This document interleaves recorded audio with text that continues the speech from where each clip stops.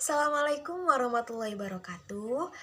Halo teman-teman semua, saya Wina Enatu Zakiyah, NIM 200210402111. Saya dari Fakultas Keguruan dan Ilmu Pendidikan, Program Studi Bahasa dan Sastra Indonesia. Nah, di sini saya akan mengulas sedikit mengenai bahasa yang digunakan di daerah masing-masing. Nah, ketepatan saya tinggal di daerah Jawa Timur, tepatnya daerah Jombang. Bahasa yang digunakan di sini itu bahasa Jawa. Nah, bahasa Jawa sendiri memiliki 3 tingkatan. Apa saja itu? Yang pertama itu bahasa Jawa yang halus. Nah, bahasa Jawa yang halus itu yang bagaimana? Bahasa Jawa yang halus itu yang biasanya ditujukan kepada seseorang yang lebih tua dari kita, seperti guru kita, bapak, ibu, terus kakek, nenek. Itu kalau kita berbicara dengan mereka itu menggunakan bahasa Jawa yang halus. Nah, kedua ada bahasa Jawa yang sedang atau di tengah-tengah, tingkatan kedua. Nah, biasanya digunakan untuk berbicara dengan teman sebaya. Kalau kita berbicara dengan teman yang seumuran dengan kita, itu bisa menggunakan bahasa Jawa yang tingkatannya tengah-tengah atau sedang. Dan tingkatan ketiga yaitu tingkatan yang sedikit kasar. Kalau di daerah saya, orang yang menggunakan bahasa Jawa yang tingkatan paling rendah itu biasanya disebut dengan bahasa pasar seperti itu. Maksudnya apa? Bahasa pasar itu adalah bahasa yang digunakan oleh orang-orang pasar seperti itu.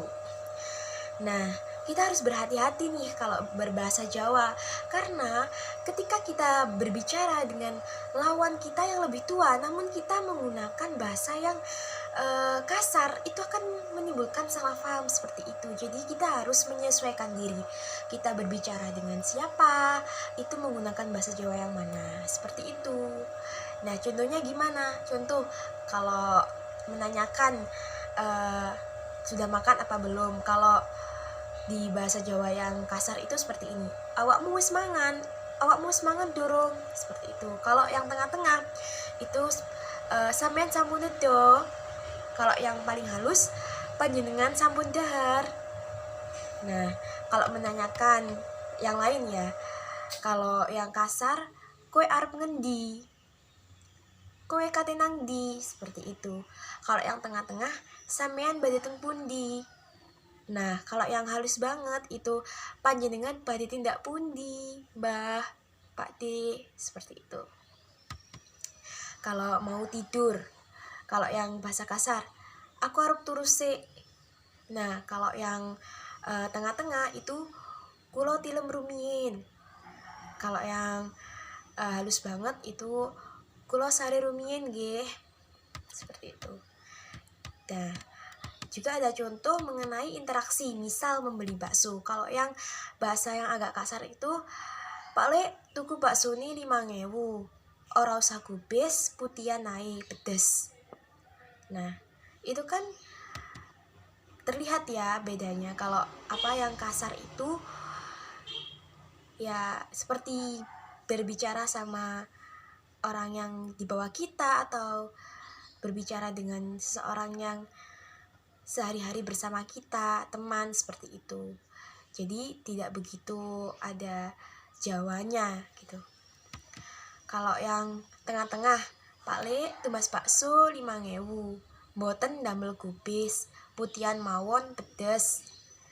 Mboten itu kan masih termasuk bahasa Jawa yang halus gitu ya. Kalau tadi kan Pak Le tuku bakso ini 5.000, ora usah gubis, itu kan apa, tidak ada unsur Jawanya yang halus gitu.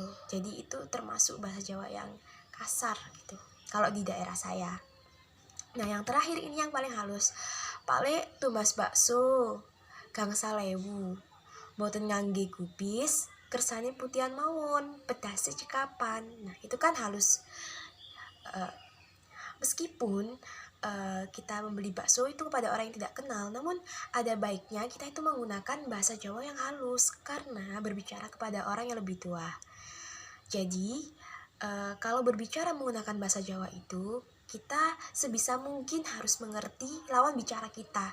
Kita berbicara dengan siapa, seperti itu.